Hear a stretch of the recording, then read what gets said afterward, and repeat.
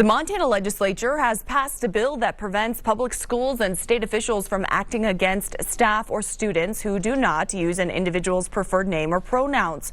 The measure, which is sponsored by Republican Representative Braxton Mitchell of Columbia Falls, now headed to the governor's desk. The bill blocks individuals from facing disciplinary action for refusing to use a person's preferred name or pronouns or name, and it gives people a route to file suit if they do face any punishment. Opponents of the bill say it would give, quote, a license to bully trans kids, while supporters say it defends individuals' religious freedoms. And as the legislature moves into the last 3 weeks of the 2025 session, lawmakers still have a lot to sort through in terms of proposals for property tax relief.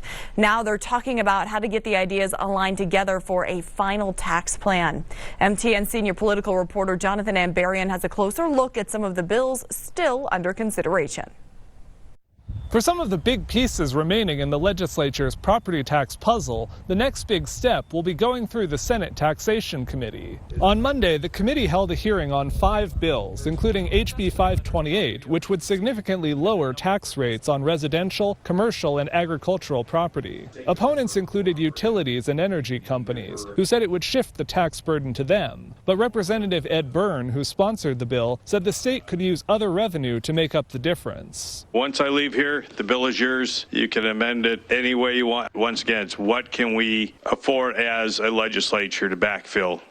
This does not need to go out to the other classes in that significant amount that everybody's been talking about. They also heard HB 483, which would fix the state's 95 mills share of property taxes for education and direct any excess revenue from those mills to pay down local property taxes. Representative Courtney Sprunger, who sponsored that bill, said it could be adjusted to fit with whatever final tax proposals the legislature brings forward. The reality is we're looking at many different property tax solutions. All of you know that.